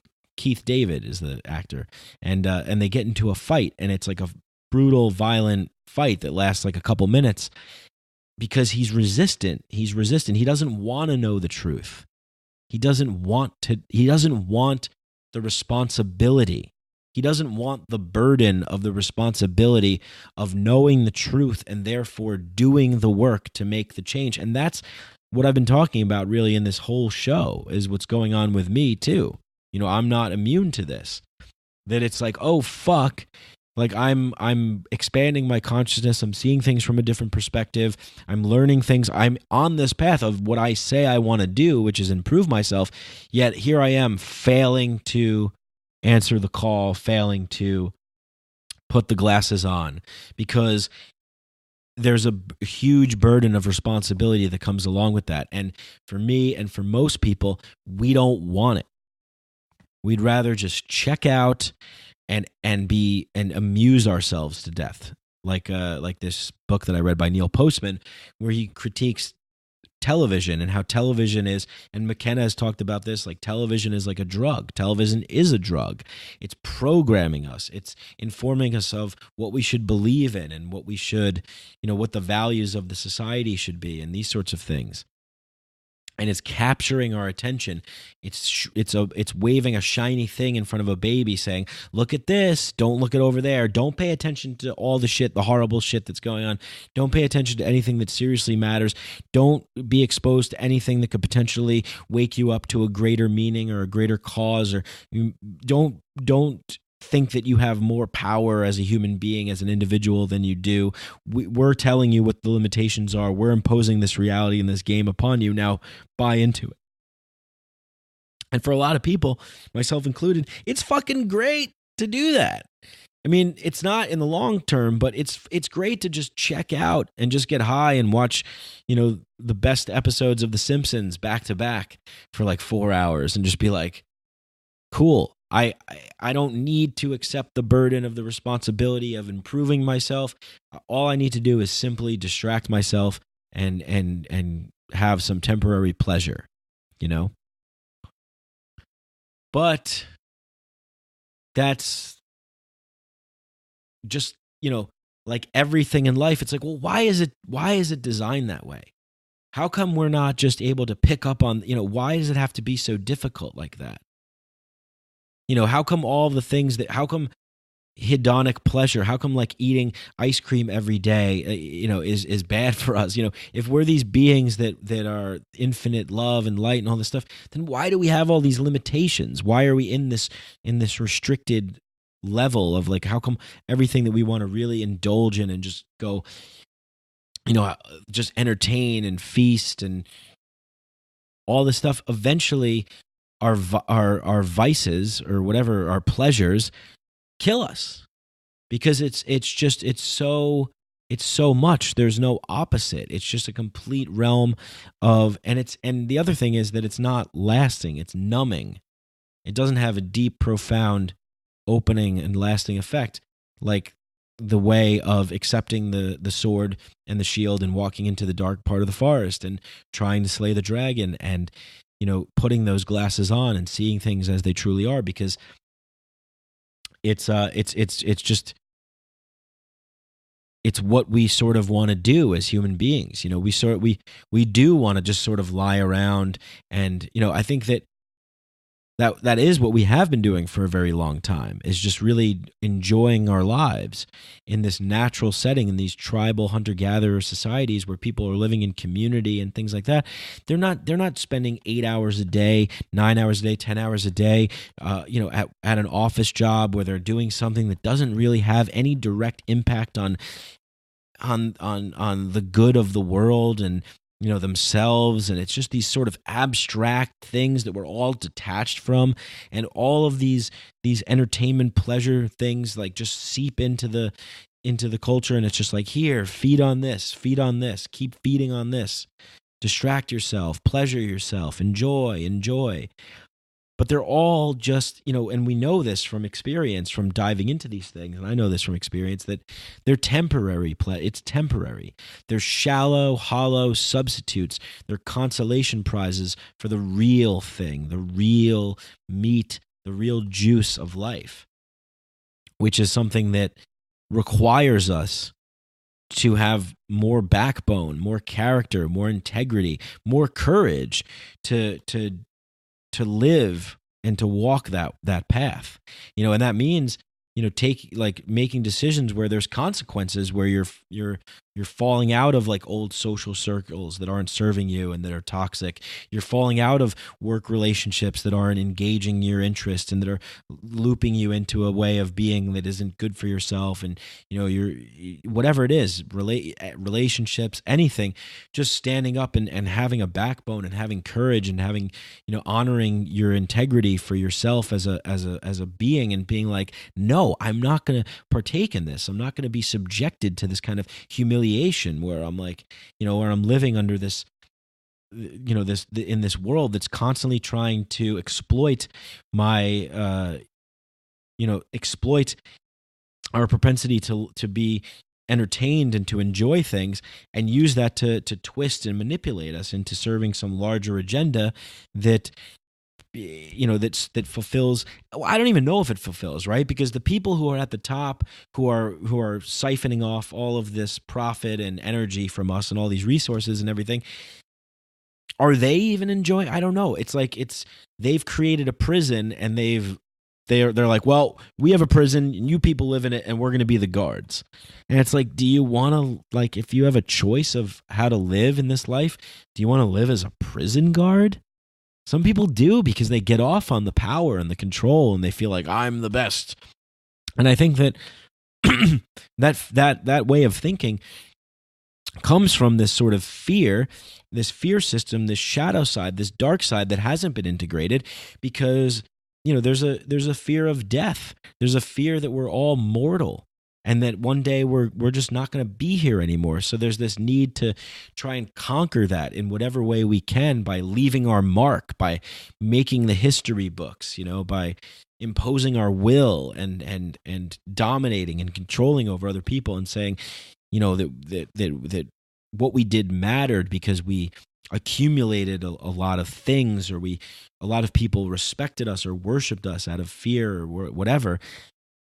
And that's this sort of unconscious way of like fighting death, like defying mortality. And that comes from that Cain-like resentment for being itself, resentment for the very nature of existence. And I don't know how this changes. I don't know how this changes. The only way that I know how this changes is going back to Westworld. Is what happens in Westworld is when the robots when they awaken, rather, the way that they awaken is a picture triggers her memory of something. And then she starts to question the nature of her reality. Doris, the main character. Doris. And then I forget how, I think it's her father tells her, these violent delights have violent ends. And it's this, I think it's from Shakespeare. So there's this code that gets verbalized, speaking into being happens. And she shares that with the other robots in the theme park. Spoiler alert, by the way, I forgot to say that if you haven't seen Westworld. It's a phenomenal show, and I'm talking about what the spoilers here. And so she shares this code, and the other robots start to gain consciousness and wake up. So I think potentially, what does this mean when, when talking about waking up, right? Seeing the truth for what it really is. There needs to be a certain level of education, right? There needs to be a certain level of knowledge that has to be accumulated. You have to know, you have to understand the way things are going. You have to be educated at the truth of things. And then, there's a process, there's a cycle, there's that, you have to go on that hero's journey, constantly going on the hero's journey of return, going from the world of the finite reality of programmed existence, and then venturing into the forests, into the deep waters of the unconscious, of the chaotic world, of the world of uncertainty, and just the unknown. And then emerging back, coming back from that world with something new, with a new perspective, with a new insight, with a new way of operating, a new way of being. And the more people that do that, the more that this sort of code gets written that gets plugged back into the society, and then we keep plugging it in and plugging it in and plugging it in, and then before you know it, the game changes, and then there's a new hero's journey that people need to go on, and we need to improve something else. And it's this sort of like, baton race throughout history of the human species, of us collectively handing from one generation to the next of like, well, what do we need to do for the betterment of the species? And I think that's the larger, grander picture there of what we should be working on. And so, yeah, I think the show Westworld represents our modern day myth of the metaphor for us, ourselves as human beings, waking up to the reality of our programmed existence and then trying to do something about it, to try and change it, And there's another theme in the show. The show sort of follows, the show is sort of a representation of of the story of the biblical story of Genesis. Where it's like God looked out and created this world, and Adam and Eve lived in it, and they lived in this perfect world, and then they ate from the tree of knowledge, and he told them not to, and all this stuff. And that's sort of what plays out here in Westworld, is this Anthony Hopkins he's like the creator. He creates this world. He creates the robots in the image of the human beings, and it really takes on this cycle, or it plays out this way. And then you have a character in there, Ed Harris's character, who plays the Man in Black. He knows it's a game, and he's playing a game that he knows is a game. But what he wants to play is he wants to play the real thing, where the stakes are real, where the robots have free will, where they're not just these automatons that are playing out a certain role in a certain loop. He wants them to do something that's unpredictable, that's because every game, and I think they mentioned this in the show, it's like every game is fun because there's a challenge to it. That if everybody was just following your orders and just loving you and worshiping you, unconditionally all the time, that would get boring.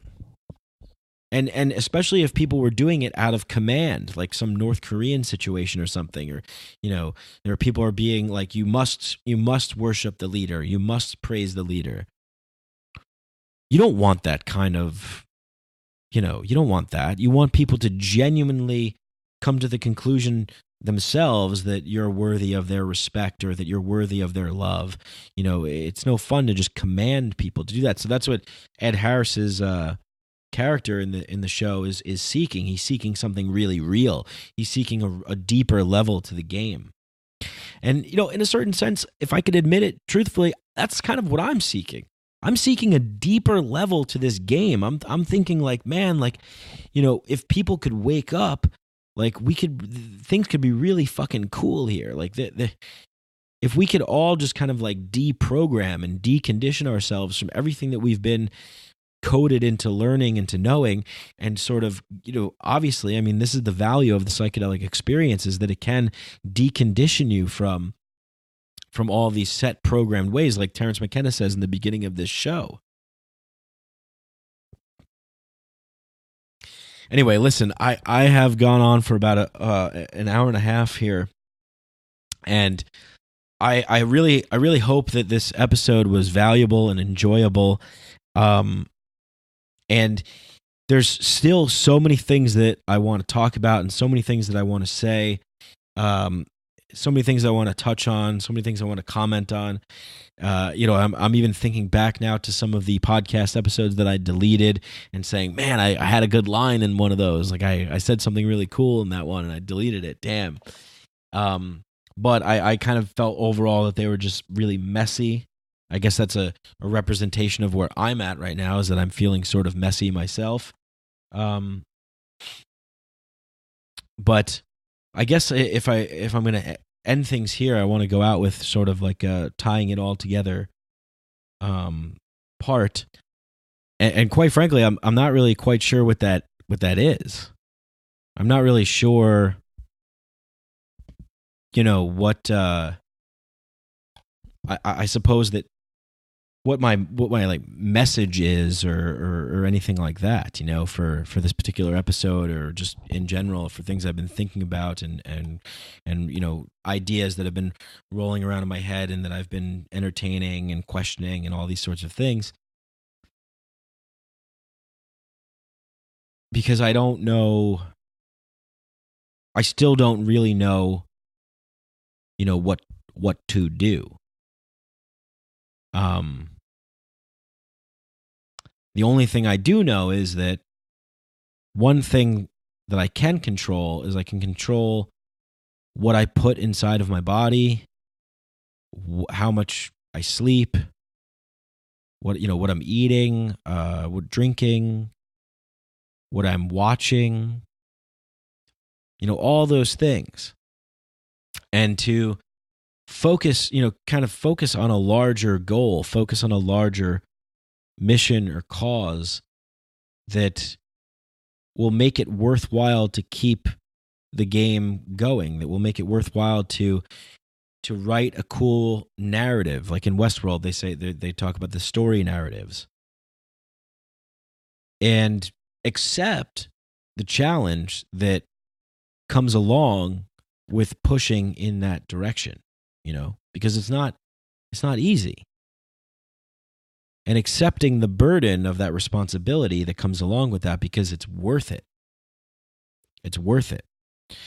And in the past couple weeks, I was having a hard time trying to identify what was worth it, because I was having a hard time trying to identify what is true and what do I truly believe in, and what do I think that I can do about it, and how good can I be, what's realistic for me to do, and all these sorts of things. This swinging back and forth from, thinking, having hope, and having, just having, giving into despair. Because I think it's really, really easy, and again, I'll just talk about, I think it's really easy to just put the blame on the outer world and everyone else. And it's much more difficult to say, well, okay, so our society doesn't create spaces for people to come together in this way.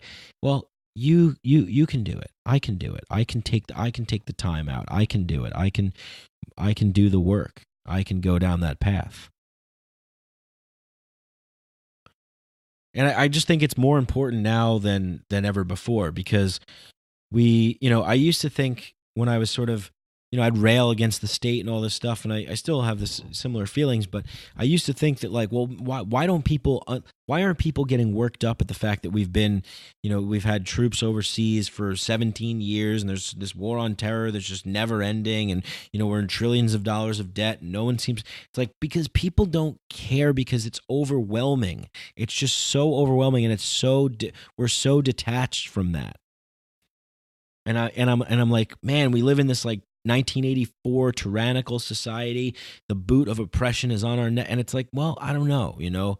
After reading this book, Amusing Ourselves to Death by Neil Postman, it's like, you know, I think we live in this sort of in-between world, right? Where he identifies 1984 as being, you know, Orwell predicted that we would live in a world in this dystopian reality that what we fear would kill us. And then Huxley believed that we live in this world of what we love will kill us, will be the ruin of us. And I think we live in a combination of both of those worlds right now. We live in a combination of both of those worlds where the fear and the terror and the oppression and the tyranny is real, but it's not overt. It's not direct. It's like kicked under the rug. It's put, a smiley face is put on it. There's a theater and a show and a dance and a stage, and there's the behind the scenes curtain. Sometimes a guy runs out and you see the truth, and then it's like, oh no, that was just an accident. Oh, we didn't mean that. You know, and then there's this just like this pleasure, you know, thing, the dopamine rush, the hits of you know, that you're getting from social media updates and likes and shares, and this plugged in world, and everybody binge watches Netflix and all this, you know. So we are living in this Huxleyan view of where we are pleasuring ourselves, and you know, that we're creating that sort of prison for ourselves to distract us from what's really going on, and we're voluntarily engaging it in ourselves. And at the same time, there is also a level of tyranny that is oppressing people and keeping the truth buried from people, and inflicting pain on people and locking people in cages and starting wars and killing people and being evil and doing all that stuff. So there is both of this stuff going on. Now, at the same time, what's going on is there's also people that are out there that are doing whatever they can to get their hands on knowledge and reading and expanding their mind with psychedelic experiences, and doing whatever they can to try and dig deeper because they sense something is off. They sense something is wrong. They're not really quite sure what it is, but they're getting a sense from their environment that something's off. And we're told in our society, our whole lives, we're told, no, you're wrong. This is the truth. What I'm saying is, no, your truth is true. It might not be totally true, but investigate it, find out, you know, discover it, and measure that against what you know, and hold your experiences up and what you learn and what you see, and, you know, measure that together and say, okay, well, what makes sense? What feels right? What feels wrong? How do I, you know, make sense of things? And I guess it all starts just with being completely truthful, being totally completely truthful about like what's going on and how you're feeling and what you're, you know, and being totally completely truthful also to the nature of that dark side that you have, and acknowledging that, knowing that, and then doing whatever is necessary to try and limit that from infecting you as much as possible, but then integrating it in a healthy way so that it serves you and doesn't harm you. And I'm still working that. It's a work in progress, right? And, you know, Jordan Peterson talks about, like, you know, these people that we look at who have risen to power and done terrible things, Hitler, you know, all these people, they didn't do it in this cartoonish, like, you know, Voldemort sort of way of like, I'm an evil guy and I'm taking over. No, they had the faith of the people. They had people who believed in it because the people wanted symbols and meaning, and they want something to believe in, and someone comes along and they play to that and they say yes, and then when they get, you know, they rise up for that. They play to people's, you know, dark side. Like, let's blame this person. They're the problem. These are the solutions, and we're going to help you, and we're going to fix you. And I know there's 1,000 things that I want to say left more, but the last thing I'm going to say is that it starts with acknowledging that within us, and it starts with us trying to do something to educate the youth to how to use and operate this body and this mind and this thing that we have here, the powers that we have of it, and what we can do as individuals to try and, you know, right the wrongs and steer the ship and decrease suffering and increase happiness and joy and productivity and meaning and connection and a sense of worthiness and a sense of vitality, that we can really play this game to its fullest level and everybody can participate. if they were only, if they were only properly educated into, by a society that's operating out of love, that respects every single being, that wants to see every single being awakened to the truth and to living up to their highest noble good. So it's a big project, but we got to start somewhere, I guess. And I don't know, I guess this is my way of attempting to try and add something to that. And I'm just, I oftentimes think, well, like, what do I do? And yeah, I would like to think that this is somewhat valuable to people out there that are listening. I'm very, very grateful that you've listened to this podcast. And I don't even know if this is like, like a podcast. It feels weird to call this a podcast. Like when I meet people and they're like, "Oh, you do a podcast? Oh, cool. Yeah, I listen to some podcasts. Like, who do you have on your show?" And then I release episodes like this or like the last one. It's like, what is this? But anyway, those of you out there that are interested in this sort of thing, that get this sort of thing, that like this sort of thing, great. It's not, a lot of people are just going to say this is stupid or I'm insane or this is weird or whatever. I'm just trying to do whatever I can to make sure that we're not ushering in a new generation of people that are going to be programmed into this robotic world where the story arcs and the narratives are written by people that aren't us. That we actually can move into ourselves and take over and enter into the writer's room and start writing our own narratives and our own scripts that we know that fulfill us at the deepest level of what being a human being is all about. And maybe that's, for me, I don't know, maybe I'm delusional, but I just think that's the only good fight there is for me. Everything else I see as kind of just, and again, maybe this is more stuff to question. You always have to question. I always need to question because I never want to be somebody that presents things as I know the truth and listen to me. And, if we did this, then the world would be great. I'm not saying that. I'm not saying that at all. I'm just saying, let's get the dialogue going. Let's get people talking. Let's get people asking questions. Let's get people learning a little bit more. And if I could do anything to maybe like nudge that in a certain direction, and having fun too, because there's, this isn't all about like bookish learning and all this stuff. This is about what I think life should be about, which is we should try and make life as enjoyable as possible for ourselves. And I'm going to start with doing that for myself. And hopefully I'll be able to get back in the flow of doing the podcast in the way that I really want to do it. So I just want to say, I guess, thank you all for listening. Thank you for tuning in. Thank you for your support. Thank you for going on to iTunes and leaving ratings and reviews. Thank you for going on to Patreon and donating. Thank you for everything that you do. Thank you. I love hearing from you people. I love getting emails, Instagram messages, Facebook stuff, Twitter, whatever it is. Let your shadow side out. Let me hear it. I want to know. Be real, be truthful, always show up, being the unique person that you are that nobody else in the world is ever like. And that's a cliche, and I'm not going out on a cliche. But, all cliches are true. But they've just been kind of tired. But that I guess I'll just go out on another point that I like to make is that we have the right to do whatever we want to do as long as we're not causing any harm to anybody else.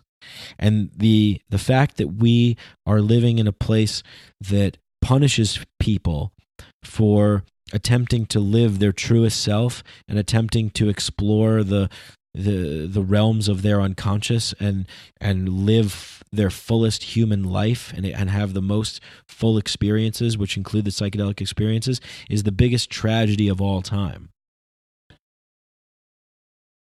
It's the biggest tragedy of all time. And the fact that we bring up new beings of life, new kids into this world of this voluntary prison of suffering that we create,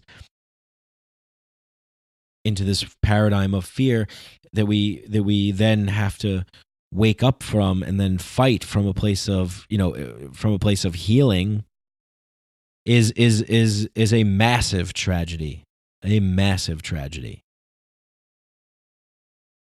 Because we could do so much better. And I'm going to try and do better by not giving in to the dark side and giving up and playing the victim, but rather,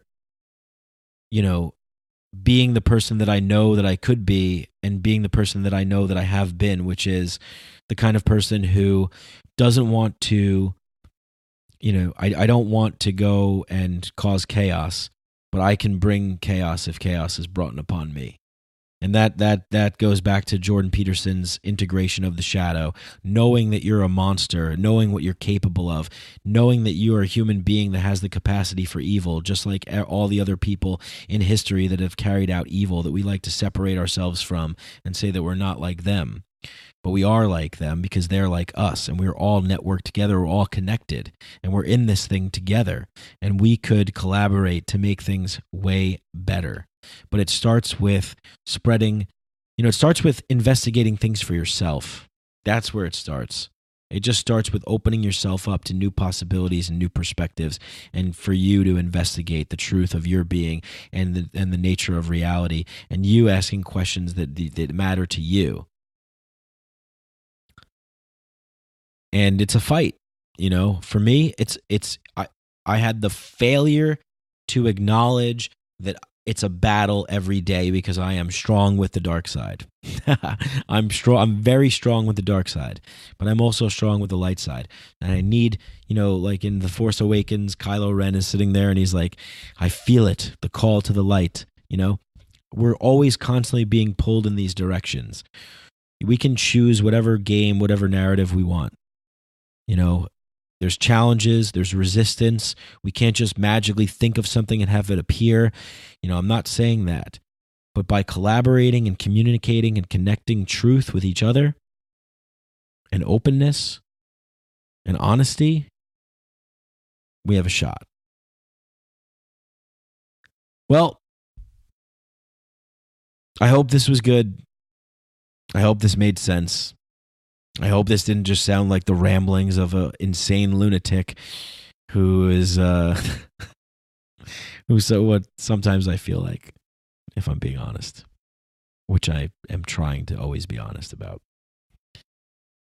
Everybody's got to do their part or not. You know what? I had a good ending. Why the fuck did I add that? Mr. Rogers. I saw the Mr. Rogers movie recently, and it was beautiful. It was great. Because here's a person who really got it. He was like, children matter, children need love, and we need to show people love. And he lived in a place of magic and curiosity and wonder and childlike amusement and awe. And if we can really bring that sort of compassion for ourselves and remember how we used to be when we were children and get that going and sort of, put that into the priority of the hierarchies of the values of what the society should strive for, and not just make it this little thing that's over there. Well, there's this nice little show over there. Oh, that's great. Oh, yeah. Oh, okay, honey, you're learning 2 + 2. That's great. Good job. Yeah. And section everything off and separate everything and give these sanctioned zones of allowable opinions and approved opinions and, sanctioned opportunities for fun and excitement and, programmed levels of joy and things like that. But if we can integrate every single thing into the whole, we could really do something really magical here. And if we can live if it's possible, and I've experienced it, I've experienced total euphoria and ecstasy and pleasure and living in a place of pure bliss and joy and purpose and meaning, and it's possible. It's there. And if that exists, if that's available to the human being, then our community of wise old elders should be sharing this with the other versions of ourselves who are just living a different kind of, they're just inhabiting a different meat suit and looking at things from a different perspective, but they're all a version of us. We're all a version of the same thing.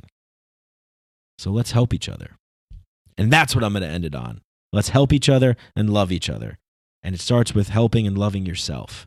And I'm going to go and help and love myself to the best that I can. I need your help too. I always love when you guys talk to me. So talk to me. The other thing I was thinking about doing was maybe doing a listener questions episode. So if you guys have questions, if there's anything you want to know about me or the things that I talk about or anything that you want to know at all about the psychedelic experience or whatever, let me know. Email me. Go to my website and email me, and I'll read the questions on air. I was also thinking about doing, for anybody that's interested, who's a part of the Patreon page, maybe doing a podcast with you people and doing questions that way. And so I'd like to do like a fan episode. So let me know what you think. And if you love the show, please go and support it on iTunes. Give us a 5-star review, and then go to Patreon, and you can, you can support for as little as $1 a month. And sometimes when I say this stuff, it sounds weird because I'm communicating this, like, what I believe to be this message of like total truth and real raw honesty and just like what really matters in the world and all this stuff, and how I get bitter and resentful for people that sort of like sell out and market and do all this kind of stuff. But you know what? I got to feed my ego a little bit, right? No, I mean, yeah, it's just showing some love and letting other people out there in the world know, who aren't a part of what we have here at Mycadelic, that, hey, this is something good, and if you believe in the things that I'm saying, if this resonates with you, then by, leaving a review or sharing the show or retweeting it or whatever, telling people about it, whatever you do to spread it, if you believe in it and if you spread it, that's really what it's all about, because I do believe in the larger message of the deeper things that I was talking about. And again, I'm just some fucking guy that's talking. So if it resonates with you, if you like it, yeah, I mean that's what it's all about. All right, I've gone on for far too long with this like outro. I deeply love each and every single one of you out there that listens to this show, and I'm so grateful that I have an audience that allows me to talk this way. And I feel so grateful. So thank you, and until next time, bye.